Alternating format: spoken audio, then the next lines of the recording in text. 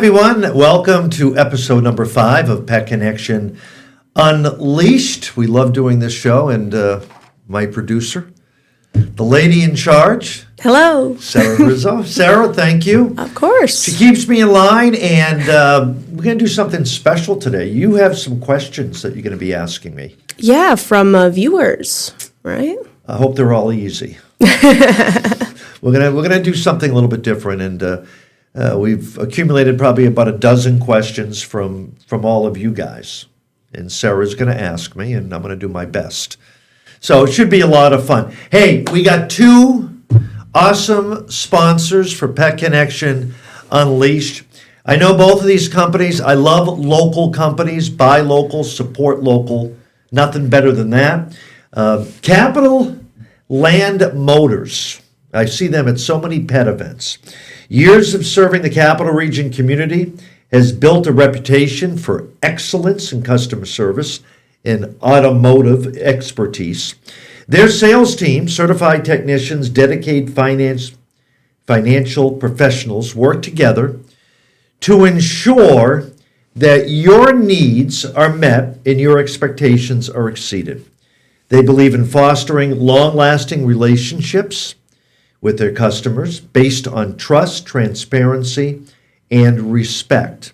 Capital Land Motors has a full inventory of new Subarus and GMC trucks, as well as a fine selection of pre-owned vehicles. Visit them in person or go online, visit them on their website. And as I mentioned, Capital Land, I've known them for forever. They're sponsors of many pet fundraisers and events, so welcome aboard. Our next sponsor is the Animal Hospital in Slingerlands. My wife and I have been going there for over 30 years. Unbelievable, locally owned. Most veterinary hospitals now are not locally owned. Check that out. You may not even know it, but they're bought by these big corporations. The Animal Hospital, family-run practice, founded in 1974 by Dr. Ed, now led by Dr. Lexi Becker, known in the Capital Region for their combination of hometown values and state-of-the-art veterinary medicine.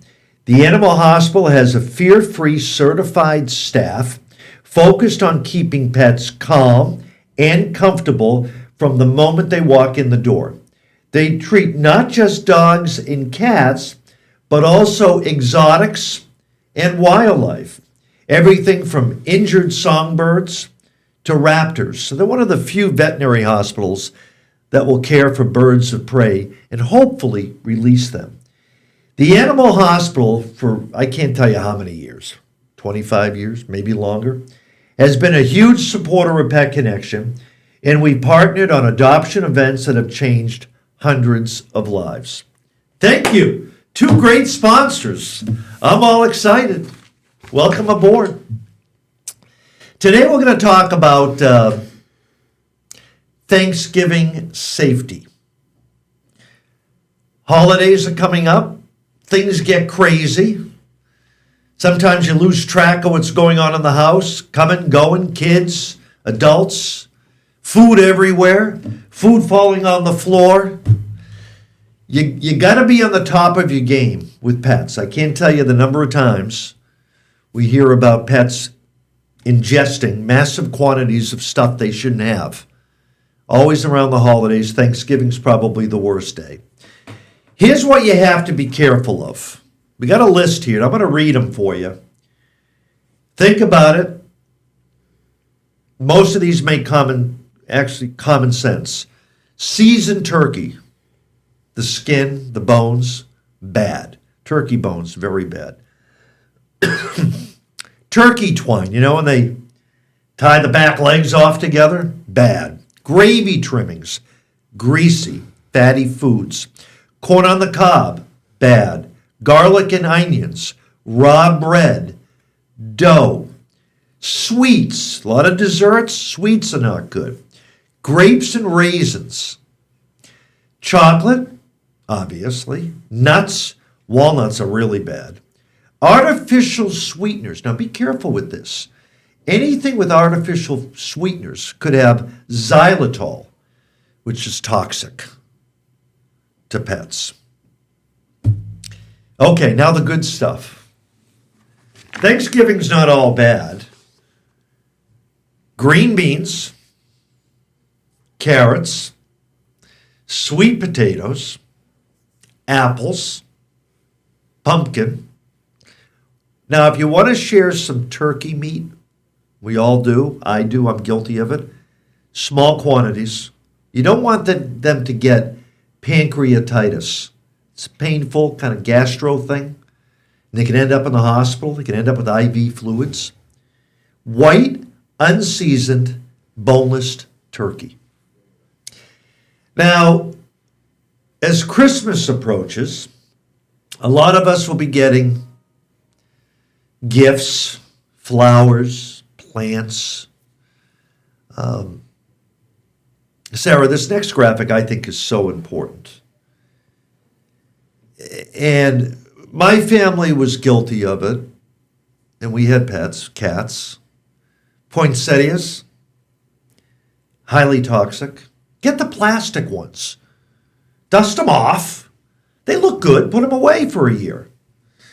Mistletoe, highly toxic. Holly berries. Amongst so many other plants. Lilies are bad. Here's my advice to everybody. Thanksgiving, Christmas, Easter. Whenever you get a plant, and I don't know all the toxic plants. I don't even know half of them. And I'm always looking. Get the name of the plant. If you don't know it, take a picture, find somebody that knows that plant. Don't bring it in, put it on the kitchen table. Cat jumps up on the table and starts eating it. Don't do that. Put it in a safe place before you put it out. Google toxic plants for cats, toxic plants for dogs. Simple. And you'll get a list. Many times you'll get a list and you can click on it and get a picture of the plant. Some are highly toxic, can actually stop their heart. Some are mild, will give them an upset stomach, they'll get sick.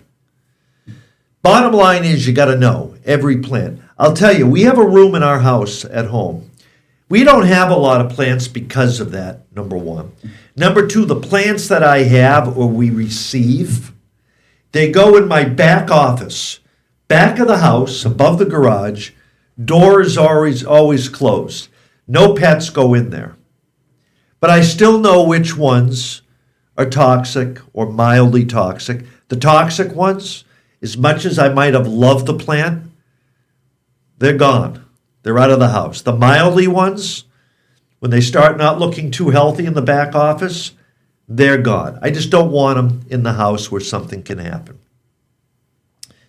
Holidays are tough times for pets. All right, we've touched upon this, and I want to stress it again. The dangers of puppies and kittens, and for that matter, dogs, cats, any pets. You need to watch them like a hawk. Now, during Thanksgiving and Christmas, the thing that we all get distracted is we have company over. Grandparents, cousins, uncles, aunts, friends, coming and going. They may be bringing stuff in, presents or food or pies or whatever. So the door is open, close, open, close, open, close. Put your pet in a secure room until everybody's in. I see this directly every year. Because on my Pet Connection Facebook page, I'm always posting lost and found pets. I see a spike around 4th of July for the fireworks. I see a spike around Thanksgiving, and I see a spike around Christmas and New Year's. Pay close attention, keep them in a safe room. Don't let them wander around. Door opens up, a little kid opens up a door, your cat could be an indoor cat, but it's scared with all this excitement and all this noise. So watch them like a hawk. Last thing, this is my advice to do now, even though you may not need it, even though it's been cold and we've had a little bit of snow. Paw Safe Salt. A lot of us will be doing our driveways, walkways, stairways, decks, ice, melting snow, refreezing, freezing rain. Think about buying the Paw Safe Salt now, because when the storm happens, there's always a shortage of paw salt or any salt, rock salt. Paw Safe does not burn the pads of your cats or your dogs. They lick it. Some are made with molasses. It's not going to be toxic. It's not going to burn them. Rock salt, on the other hand, gets between the pads and the fingers, the toes, irritates. They lick, they lick, they lick. That's not good for them. Paw Safe Salt. Get it now. I'm not going to endorse any products. I want you to go online, do your own research. Look at the reviews and get that now while it's easy to get. In another month, I guarantee you, it's going to be tough to find. There'll be shortages. All right, segment 1. Segment 2 coming up. You don't want to miss it. Your chance to ask me questions. We'll be right back.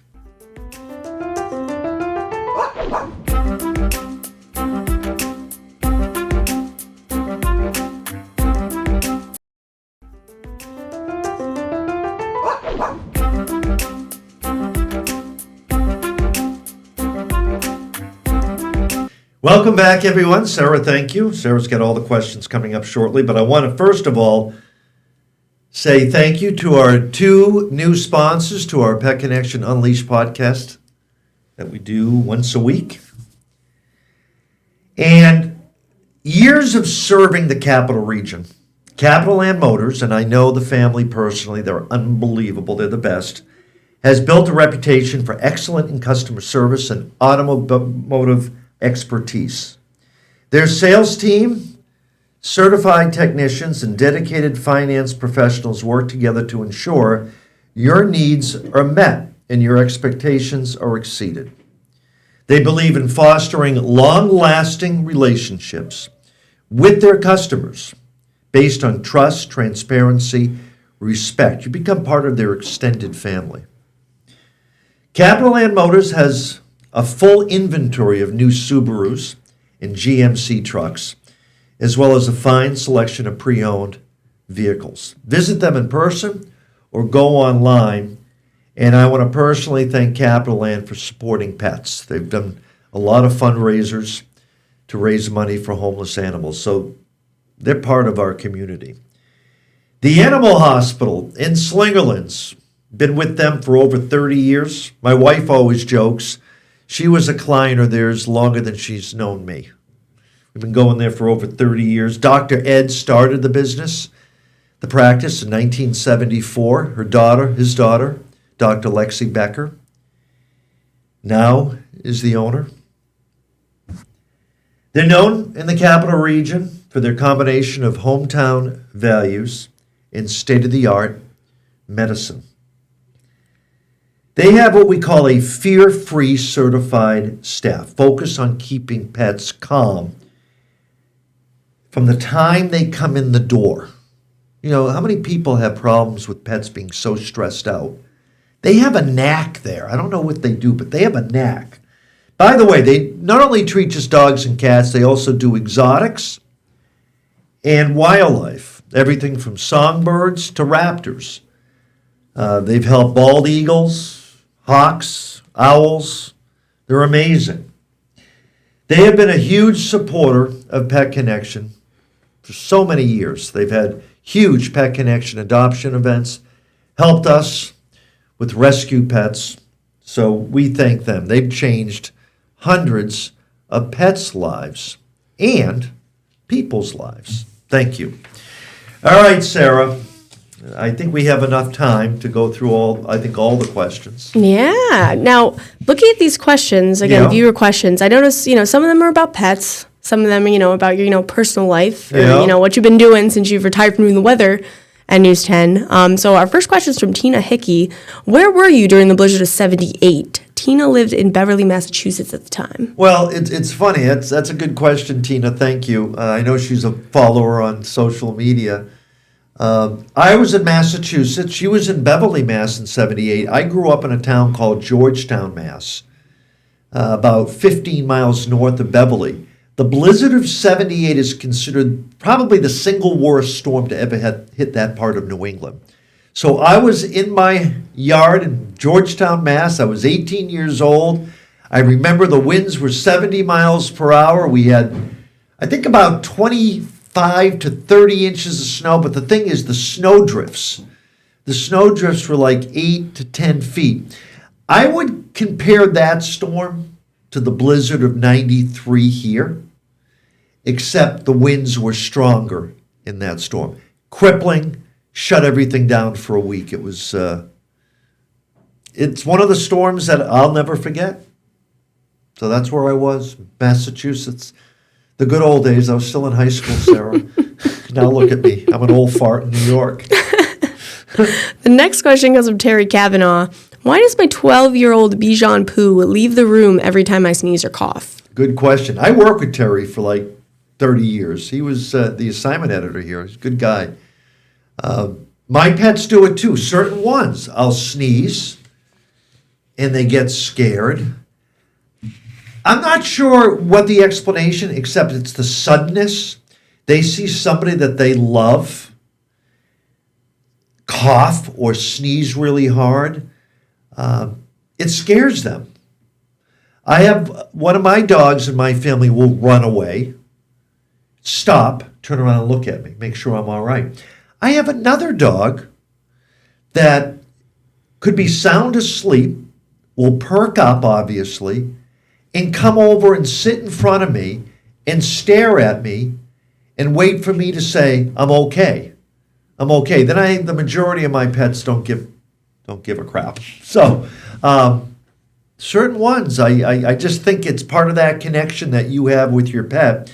They get scared.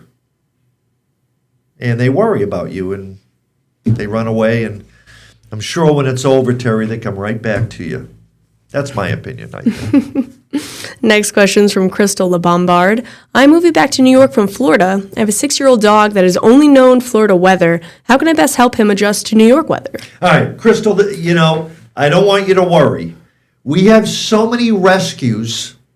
In fact, this week we had 2 pets on Pet Connection that came from Florida. They do absolutely fine. They adjust quickly. Now, you're coming during the winter season.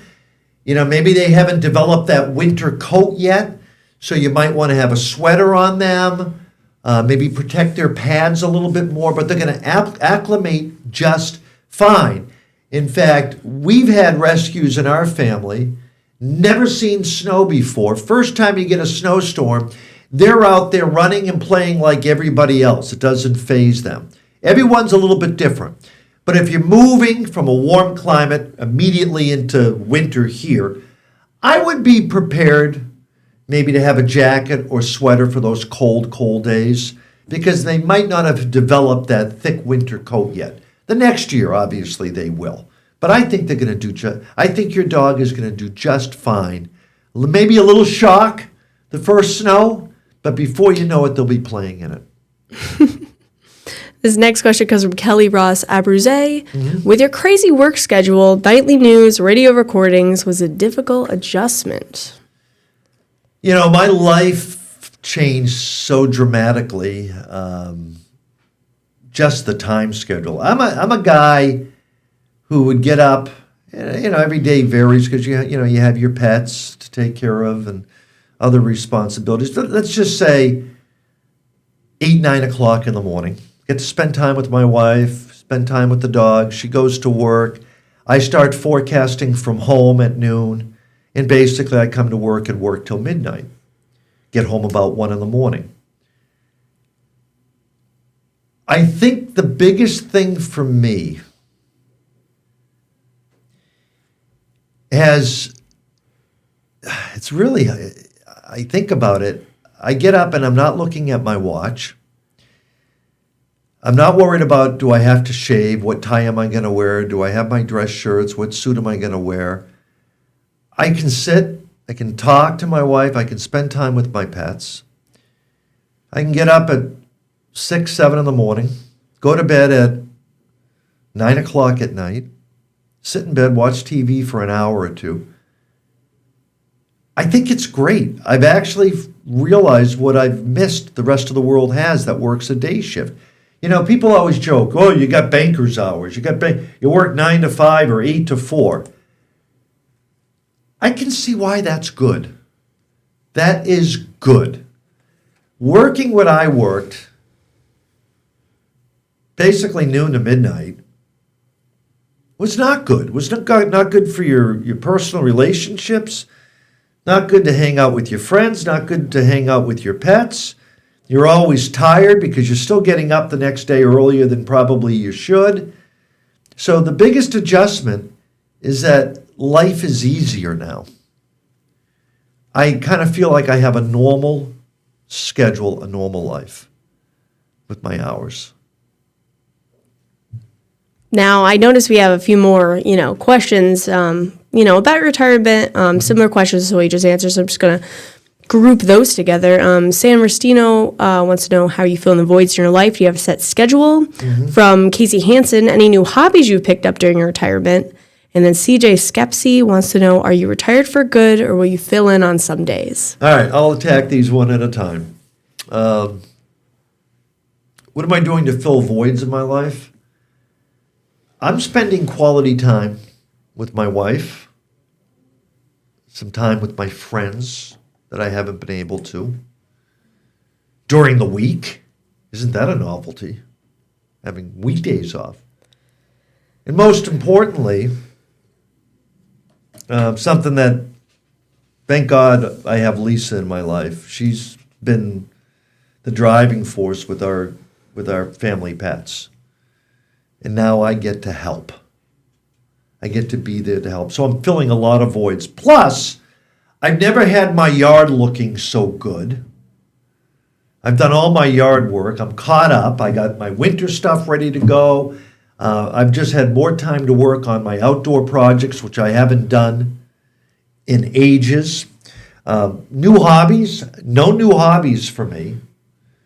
I still love fishing. I love spending time outdoors, just enjoying nature. Maybe next year I'll come up with a new hobby. You know what I want to do? And I know a lot of you are going to think I'm weird. I'm not a big reader. My wife literally reads a book a week. And I'm kind of jealous. She sits in bed and she'll read for like an hour, 2 hours sometimes. Meanwhile, I'm watching TV, King of Queens or some old comedy show. Everybody Loves Raymond. I didn't watch Everybody Loves Raymond until it was in reruns now. Is that kind of weird, Sarah? I'm watching all these old shows that I never watched because they were on during the week and I never watched weekday TV. So I like to read more. And I'm going to read, I think, more outdoorsy type books. Stuff, because that's kind of me. My wife loves the crime stories, so I want to read more. Will I come into work and fill in on the weather? No. 0% chance. These guys on the weather team are great. They don't need me. They don't need, we talk every day. We text back and forth, so we're still talking weather. And I do my little bit of weather on social media, so I'm going to keep people updated. That's not going to change because I still love weather. I look at weather every day. It's just that I'm not going to come into Channel 10 and do it. They can do it. It wouldn't be right. It's not fair. They're great forecasters, and I don't want to get in the way. That's my answer to that. Yeah, we did have another question from Rita Sweener about whether you would continue your weather posting and updates, and I see that on your socials. Yeah, if there's a lot going on or something that I think is going to impact people, I definitely will. Posting radar, posting my thinking of a storm, which 95% of the time is the thinking of our weather department, because again, we're kind of talking during the day. I pick their brains, they pick mine, because weather's in your blood. You can't get 100% away from it. So yes, I'll still be doing that. So it looks like we have time for one more question. This one's from Marcia McCoy. Should inside cats be treated for fleas? I don't know if this is the right answer. Should indoor cats be treated for fleas? I think it depends on where you live. If you have an outdoor dog, that could bring fleas in. If you live on sandy soil, you know if you have fleas around your house. You'll be sitting outside in a chair and you'll be scratching your ankles. Personally, where I live, no, I don't treat mine. I've never had a flea problem. I live on heavy clay soil. Fleas don't like that. Our dogs, only one really interacts a lot with other dogs, like play groups and stuff.